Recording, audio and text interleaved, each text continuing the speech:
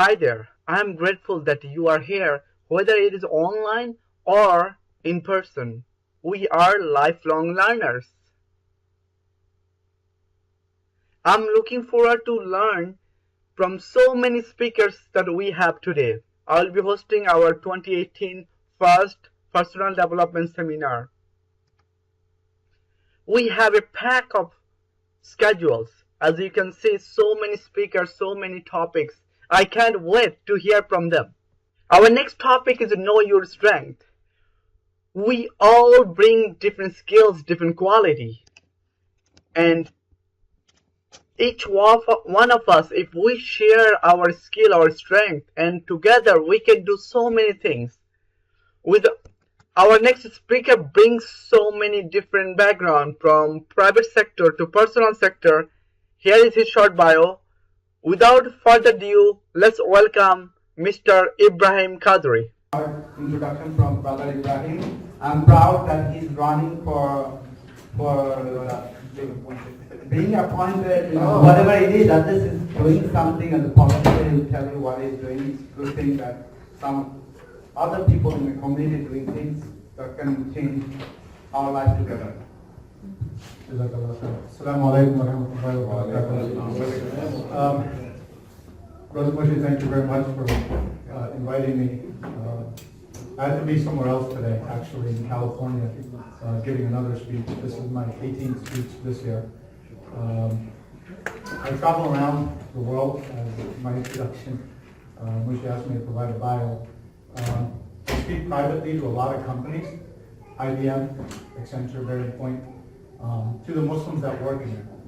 And they invite me and they always ask me, like, you know, working, career, digital, you heard the C-level executive, there's more to life than that.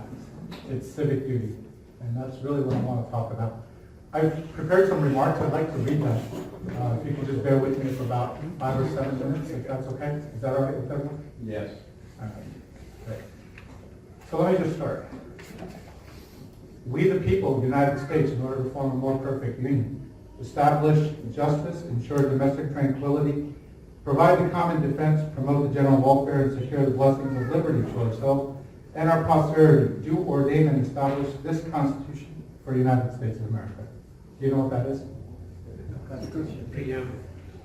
Very good. It's the preamble to the U.S. Constitution. That is a document, living, breathing. It's in D.C.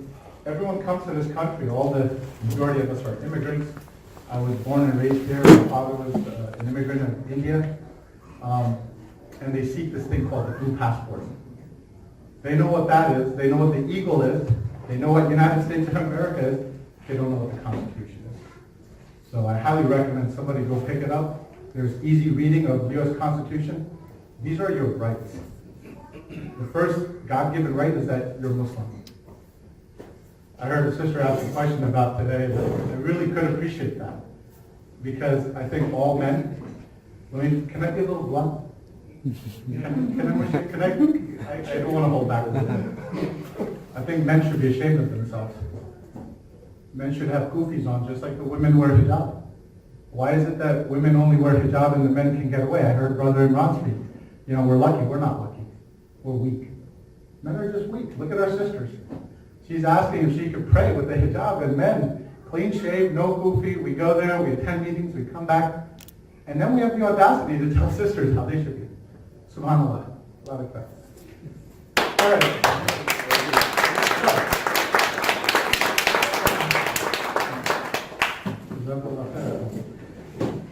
So let me just take a few minutes to talk about your participation in civic duty.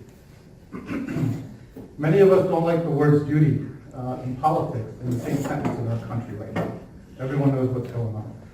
Our desire for individual liberties often goes off the beaten path into individual selfishness. We're all worried about life. When am I going to make money? How can I get a job? When's my next promotion? How can I become a C-level exec? I mean, C-level is, I don't know, it's like a club that everyone tries to achieve. And believe me, I've been there several times. There's nothing there. So I'm still in the process of seeking. What is it? This is something every individual must remind themselves that Allah subhanahu wa ta'ala has created the human soul with a predisposition to selfishness as a test. Unless you live your life by the moral values of the Quran, this feeling will come to dominate your entire moral framework. Sustaining liberty and real citizenship takes work. I want to share some thoughts of what I believe, what this country needs from you, which have the same values that are rooted in Islam. It's amazing, we come to this country and we just kind of forget what is Islam. And people are at conflict of what Islam is and what this country demands of us. Sorry, I have a very bad throat, so. So, honesty. Your country needs you to always tell the truth and earn an honest living. Follow the laws of the land which you live in. You live in the U.S., we have laws. You only have 3 options. 1, you can work with your local official, state official, government, change the laws or offer something, to alter the law. 2, you can run for public office. You can try to change the law. And 3, you could just move out of New Jersey. If you don't like the laws of New Jersey, move to California. They're a little more strict, but those are only 3 options you have. You have to follow the law and where you live. Number 2, unity. Your community and your country needs you to prioritize unity over your opinions. This is something I found in the Islamic community all throughout this entire world. I've been around so much in Spain, in Netherlands, in Paris. Muslims, we unite. We unite very well. There's a town in New Jersey, Bayonne, recently. How many have heard of the mosque and the struggle to build a masjid in Bayonne? Okay. 500 Muslims showed up at the mayor's house, protested. Takbir, Allahu Akbar, unity, 500 Muslims in one spot. SubhanAllah. Next year they'll have their masjid, you'll have 500 Muslims fighting each other. I want to be the president. I don't agree with you. I want to be the secretary. I don't agree with you. We should have this speaker. I don't like the speaker. What happened? We're united for a common cause, and then when it threatens our own selfishness, we fight amongst everyone else. So unity, 2016, 2017 have been the years of divisiveness in our politics. The political campaigns for the presidency of our nation has illustrated some of the most extreme behavior. Candidates often insulted one another, candidates' treatment of a specific group. As a Muslim American, we must acknowledge differences, but we must also appreciate common bonds. Just by a show of hands, let me ask it this way. How many people know their neighbors to the left and to the right of where they live? SubhanAllah. Very good. I asked this question 3 weeks ago out of an audience of about 600 people. 5 people raised their hands. Muslims. This is a Muslim audience. 5. And when I say know them, I don't mean, hello, Mr. Jones, hello, Mr. Edwards. Have you brought them iftars? Yes. Do they know what Ramadan is? I mean, this is living in a community. Even after elections finished, our national media speculated on which particular demographic subset was responsible for the results. Class warfare, racism, religious bigotry, and other hateful ideologies have no place in democracy. They have no place in Islam. And this is the part that really gets me. The Muslims in Bayonne, half of them are Republican, half of them are Democrat. And I have to remind them, you're a Muslim before any party. And people just forget that ideology. There's hateful ideologies. Our civic duty is to converse with all those who are like-minded and have common cause in your community, rather than to blame others that you have never sat down with and sought to understand.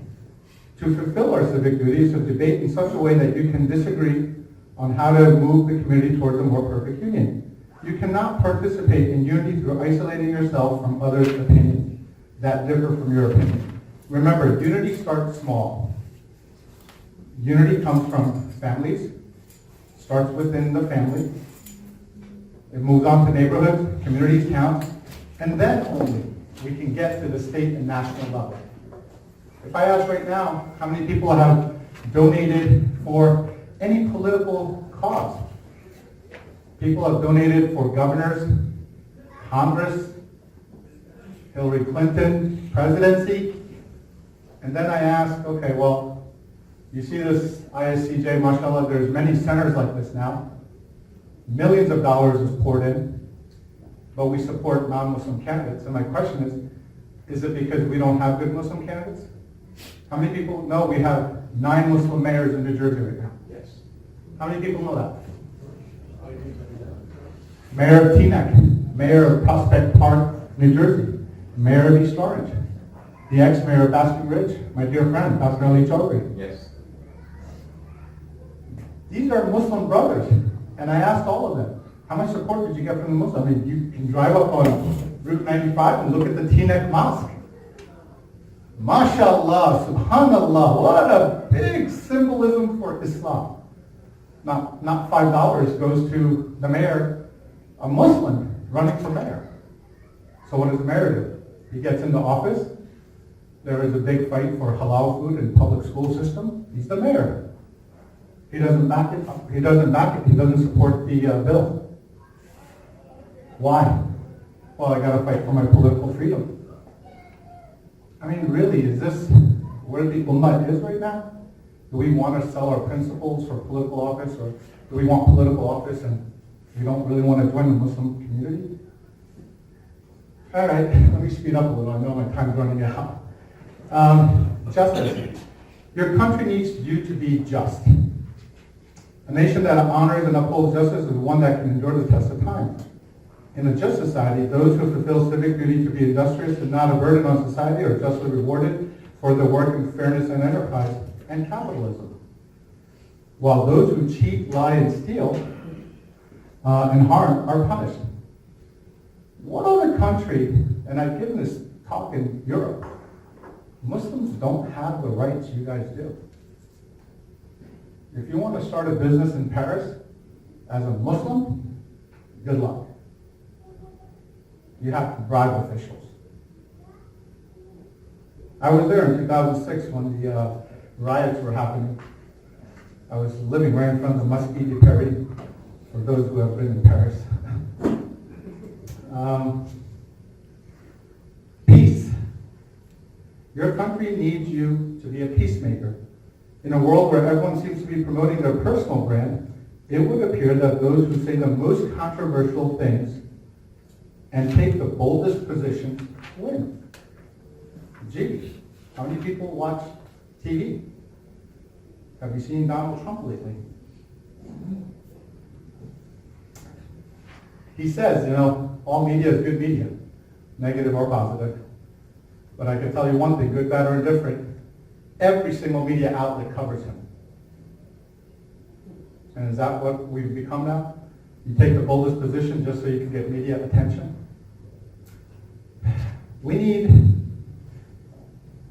When everyone acts this way, we all lose. We need to be able to pick out the shared interest from another person's thoughts rather than pick apart their words of their stance. In other words, we should make peace with those from different backgrounds and upbringing than us. Experience your town and community in a way to seek to understand than more to be understood. And I think too oftentimes Muslims, we are always very introverted in our communities. We don't want to know what the mayor does or the city councilman does or the board of education does, or if I asked you what does a court administrator or county commission or county election commissioner does. Does anyone know what that role is in a county? Well, I can tell you in a few words. It's a person who knows how you cast your vote, who you cast it for. And by the way, he has so much power, he can even call the candidate and say, hey, we've got 20 Muslims about to vote for you. Or he'll call up and say, there's about 100 Muslims that are about to cast a vote for Democrats if he's a Republican commissioner. Now you might think, oh, wait a second, we have laws against that. That's bribery or that's inside information. Yeah, it's called election commissioner. We need Muslims at that level. And you know how easy it is to get voted for that position? You need 5 names on a petition in your county to say that you're running for election commissioner and go run. Usually they only get about 1,000 votes. Amazing. Respect. Your country needs you to especially value and protect other people's conscious body and personal property. If you want to be treated nicely, then you have to learn how to treat people the same way. I mean, doesn't that like what Islam teaches us? Yes. And oftentimes people ask me, no, but Ibrahim, politically, what's my answer? And I often tell them, revert back to your religion. The Prophet ﷺ has already taught us all this. You don't need to reinvent the wheel of what you're doing. If you're looking for answers, you don't know your religion. Compassion. How much time do I have? Don't have time? I'll just take 3 minutes. Is that okay? I'll do 3 minutes. You're standing there, I got the message. 3 minutes. Okay. Compassion. Your country needs you to be compassionate and empathize with others' situations. Being a citizen puts you in a community of individuals that share a land and a common bond. Whether you like it or not, you have Jewish friends, black friends, African American friends, Christian, Hindu, Sikh. They share the same land. We all live in this land together. But yet if you go to some circles, you might not talk well about that circle versus another group versus another group. Just try to understand what they're going through. I've spoken to many Hindus, and I grew up in Bridgewater, where the largest mandir is. I've gone to see their pandit. It's amazing, I don't think that's not go down that road. All right, so compassion was the last one. Let me just give you the last one here. Intellectual participation. This is the most important one for me. Your country needs you to exercise your brain to become wise decision makers. We spend 99% of our 0.5 use of our brain in how to become really good and make money and job and how to outdo and survive, and etc. Democracy is only one generation away from extinction. The definition of democracy is a government by the people, for the people. When people, talking about all of you folks, when people don't participate in critical decision making, you neglect your civic duty and rebuke your individual liberties, putting individual liberties at risk. What does that mean? That's all mumbo jumbo. Okay, let me tell you. I don't want to embarrass anyone. Please don't raise your hand. If you didn't vote in this past presidential election, you see what Donald Trump is doing. Every Muslim is outraged. Oh my God, Muslim ban. How can he do that? Well, before you ask that question, ask yourself, have you even registered to vote? Because if you didn't, you don't have a right to ask Donald Trump that. You don't have a right to say that. But yet most Muslims are outraged. To not participate is basically to sit and eat, never standing up or exercising, and then be surprised when your cardiovascular system shuts down and gives you medical complications. It's the same thing. If you don't vote, please don't come to forums and masajids and imam. What is our local mayor doing? Look, this is outrageous. But you don't have a right to say that. Let me finish with this. Let's see if people can recognize this quote. It was we the people, not we the white male citizens, nor yet we the male citizens, but we the whole people, who formed the union. And we formed it not to give the blessings of liberty, but to secure them, not to the half of ourselves and the half of our posterity, but to the whole people, women as well as men. You know who said that? Susan B. Anthony said that.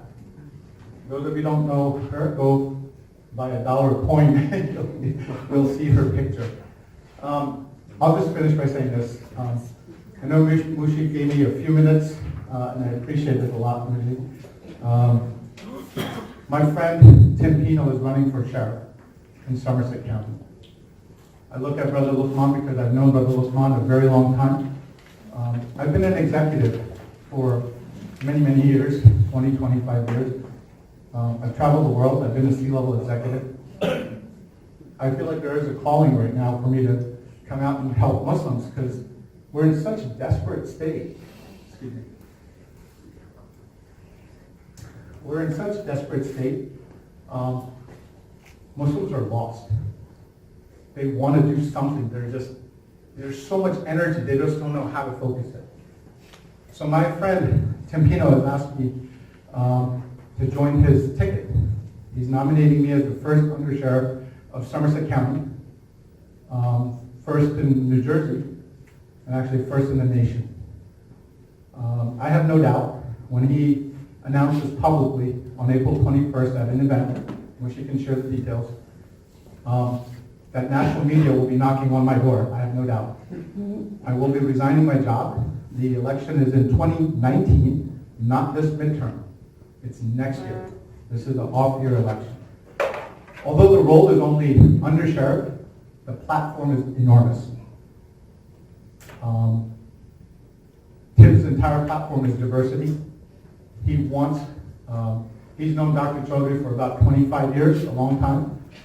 They served as both kind of Republicans, and long story short, he's actually wanting to announce his candidacy, because he hasn't done it, at a Muslim event on April 21st. It is a high honor, and it's high time that Muslims get involved. Unless you don't really care about hate crimes. I don't know if you guys know that there's an opioid crisis. It's not affecting whites only, African American, it's affecting Muslims. I know 3 families personally. They're battling with their son's addiction of opioids. So, I'll leave you with this, inshallah, and I really look forward to seeing everyone April 21st, and I'm around if anyone has any questions, inshallah. All right? Assalamu alaikum. Thank you. So we waited this morning. He wanted to at least share his candidacy and wait until it becomes official. I have the banner. Inshallah, I'll share with you all and the group. This is not open to the public. Just to know that this is an invitation only event, by invitation. So we'll post it in our some of the media that we have. So, and if you want to be part of it, you're welcome to join. It's going to be April 21st, and Dean Abdullah and bunch of offices. I'll put the flyers up in there so you can. Thank you for attending. I hope you learned something new. If you like what you learned, please join our community. On the left side, you can see we have several meetups. Each one have its own goal. We have personal development. We have Toastmasters, where we are focusing mostly communication and leadership skill. And we have NYC Next Billion Entrepreneurship. That one is most focusing entrepreneurship, investing, Shark Tank. What you see, if you like Shark Tank or those ideas how to get money and how to get entrepreneurial advice, that's the right meetups for you to join. Here is our website, speak-to-connect.com. This is all about creating platform where we learn from each other. There is so many different type of trainings happen every week. We meet online, we meet in person, so many places, so many locally, international places we meet. Okay. Here is my email address and also my personal website.